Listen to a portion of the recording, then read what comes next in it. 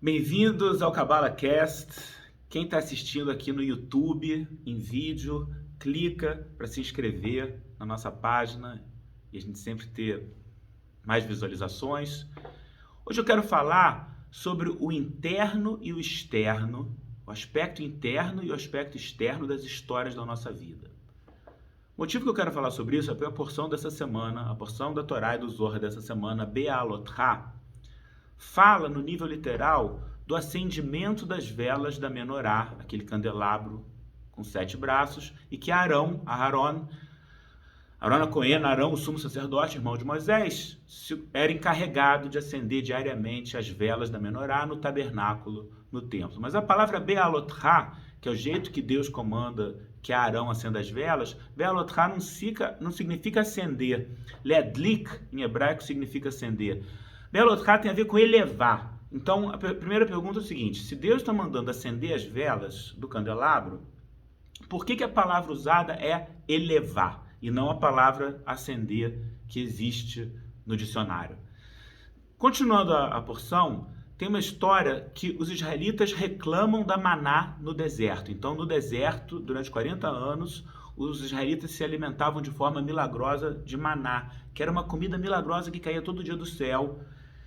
E eles tinham que catar e caía todos os dias, e que o maná tinha nutrientes completos, era uma comida maravilhosa, que era totalmente absorvida pelo corpo, uma comida que não só alimentava o corpo, também alimentava a alma, deixava a pessoa mais inteligente, deixava a pessoa mais conectada com a luz, mas a aparência do maná era sem graça, era tipo uma tapioca ou uma farofa, era uma coisa meio sem graça, e surgiu nesse ponto um desejo dentro dos israelitas que eles queriam comer carne, e eles falam que saudade que nós temos da carne e das melancias e dos pepinos e das cebolas e dos alhos porós que a gente comia no Egito, e agora a nossa alma está seca. Os israelitas reclamam da maná, dessa comida maravilhosa que caía do céu. E o Zohar dessa semana, o Zohar de Be'alotcha, eu confesso, um dos meus Zohars preferidos no ano. E ele fala o seguinte, ele começa discutindo sobre a Arca de Noé, um assunto que não tem aparentemente nada a ver com a porção dessa semana, e que está escrito na Torá que a Arca de Noé repousou no Monte Ararat, no 7º mês, no 17º dia do mês. Então, todo mundo sabe da história do dilúvio e da Arca de Noé, e que quando acabou o dilúvio, e quando finalmente surgiu o primeiro lugar de terra seca, que foi onde pousou a Arca de Noé, onde foi? No Monte Ararat, segundo o livro de Gênesis, quando? No 17º dia do 7º mês. E o Zohar pergunta: o que isso me interessa? Para que eu preciso saber em que montanha repousou ou pousou a Arca de Noé? Faz diferença para mim? Tinha que pousar em algum lugar. Então ele pergunta: será que essa história está ali só para nos ensinar isso mesmo? Que a Arca de Noé pousou no Monte Ararat, como se fosse aqueles programas que tem na televisão, os programas de perguntas, de conhecimento geral. Então a pergunta é: quem sabe onde pousou, em que montanha pousou a Arca de Noé? Eu sei, Monte Ararat, mas o que eu faço com essa informação? E o Zohar fala que a Torá é um ensinamento celestial, sabe? O que é a Torá? A Torá é a palavra de Deus para os homens. Aconteceu no Monte Sinai a entrega da Torá, que Deus deu a Torá para Moisés. Quem é o autor da Torá é Deus. O autor da Torá não é Moisés. Moisés escreveu a Torá porque Deus precisou de uma caneta, de uma mão física aqui na terra, mas foi ditada por Deus. As pessoas não entendem isso. Muitas vezes, hoje mesmo eu estava lendo uma reportagem em algum lugar desses cético, assim, intelectual, que na verdade a Bíblia foi escrita depois, no rei Davi, por diferentes escribas. Não foi nada disso. A Torá é um código cósmico para entender a vida. O Criador nos entregou no Monte Sinai um código cósmico para entender a vida, como funciona o universo, o manual de instruções do universo. Mas a pessoa tem que entender que não é só a história literal. Não pode ficar preso no interno, isso que eu estou falando, o interno e o externo das histórias. Eu não posso ficar preso no aspecto externo da história. Quem lê a Torá hoje, o que aparece escrito? Que a Torá repousou no Monte Ararat no 7º mês. E como o Rabi Elazar no Zohar pergunta, o que me interessa? Tinha que repousar em algum lugar.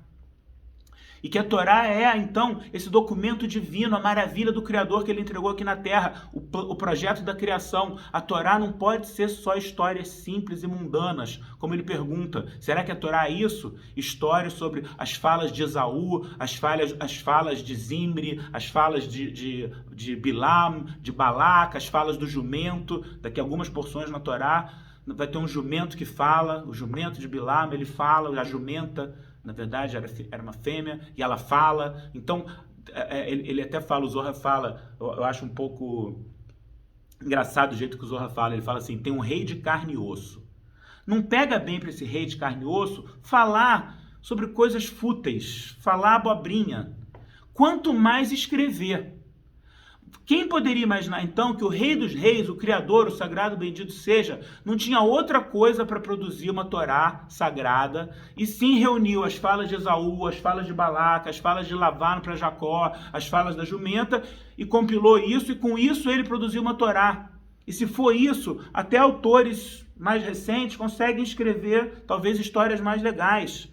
Então não pode ser isso, porque a Torá é a Torá das alturas, a Torá sagrada, a Torá de Deus.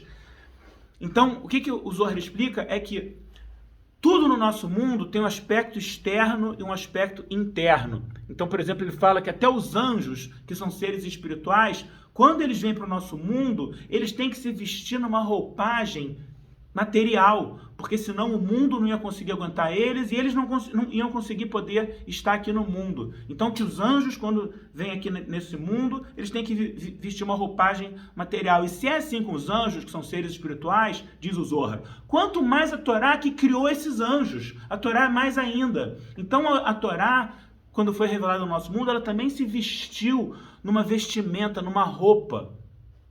E assim como a gente tem corpo e alma, você está vendo agora o meu corpo, e meu corpo está vestido com uma roupa. Então você está vendo o meu corpo e está vendo a minha roupa. Mas eu não sou nem minha roupa nem meu corpo, eu sou a minha alma. E que as pessoas, assim diz o Zohar, que as pessoas sem conhecimento, olham só para a roupa da pessoa, aí veem que a pessoa está bem vestida e julgam que essa pessoa deve ser uma pessoa muito distinta porque ela está bem vestida. E elas não veem além disso. E elas acham que a roupa e o corpo são a pessoa, e elas não olham além e não veem a alma. Mas que pessoas mais sábias entendem que a roupa é só uma vestimenta e que o corpo também é uma vestimenta para a alma. E que quem é mais sábio consegue ver a alma, consegue ver o que está por trás. Então, voltando, que a mesma coisa com a Torá. A Torá é a luz do Criador, é o ensinamento divino. Mas para poder estar contida nesse mundo, a Torá vestiu uma roupa, que são os mandamentos da Torá e as histórias da Torá. E quem não tem uma consciência muito elevada, só vê isso, só vê a superfície. Ah, não, são histórias da Bíblia, do passado. Mas quem é mais sábio, quem está com a consciência mais elevada, consegue ver além, consegue decifrar o código, consegue ver a alma da Torá. E o Zohar fala que no futuro, a consciência da humanidade vai estar elevada e todo mundo vai ver a alma, todo mundo vai ver o entendimento que está por trás, todo mundo vai ver o verdadeiro ensinamento que está por trás, o ensinamento eterno para nós que está por trás, e não ficar preso na historinha literal. Então, de novo, o Zohar fala de forma muito veemente nessa porção. Ele fala mais de uma vez que se uma pessoa pensa que a Torá, que a Bíblia, são só histórias e nada além disso, ele fala assim, morra. Tipakru rei, em aramaico, que o seu espírito saia, que seja o seu último sopro. O Zohar fala que é pior para a pessoa estar viva nesse mundo se ela acha isso do que não está. Está prejudicando a alma dela. Tem que entender, não, a Torá não são histórias simples. A Torá, o rei Davi fala, Galeinai ve'habita niflot mitorá terra. Desvenda meus olhos para que eu veja as maravilhas da sua Torá. Se eu ver com os olhos vendados, eu só vou ver histórias. Mas a gente pede, o rei Davi pede, Galeinai, desvenda meus olhos, abre meus olhos para que eu veja as maravilhas da tua Torá. Conseguir ver além das histórias, e isso que é todo o estudo da Kabbalah.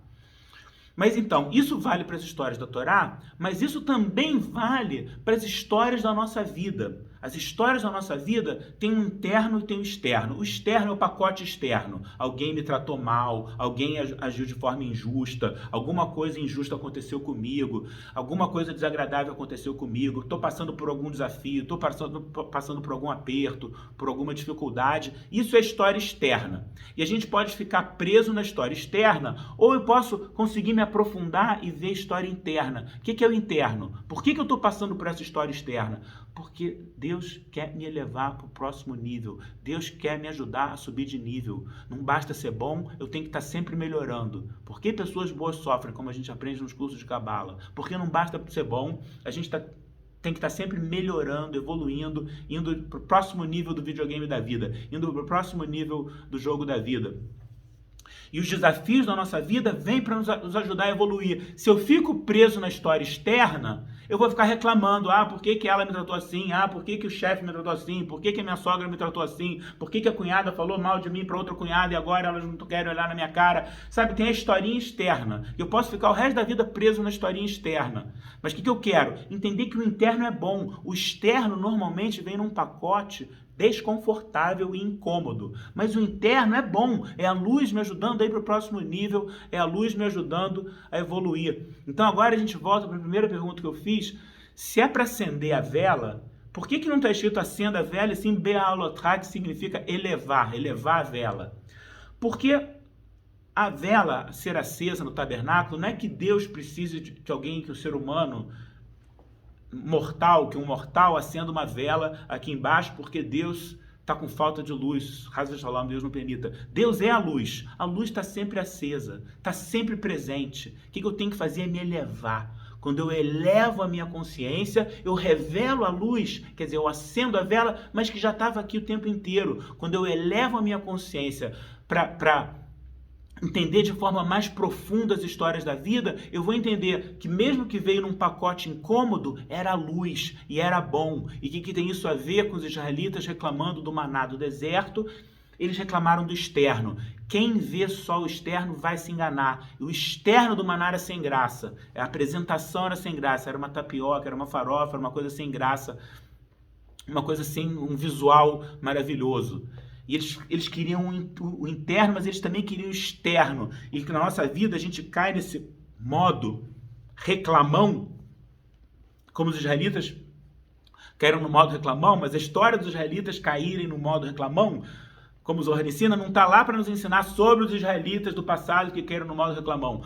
Tá para nos ensinar que cada um de nós na vida cai também nesse modo reclamão quando a gente fica preso no externo da história. E que a solução é ir acima, ir além, se elevar. O que significa se elevar? Se elevar significa se aprofundar. Mundos superiores, na verdade, são mundos interiores, não é para cima, é para dentro. Eu tenho que me aprofundar nas histórias da minha vida. Ok, meus pais me trataram desse jeito e foi doloroso, mas em vez de ficar numa posição de vítima, por que Deus me botou nesse filme? Por que Deus me botou nesse contexto? Por que Deus me botou nesse roteiro? O que eu precisava aprender? O que eu precisava evoluir?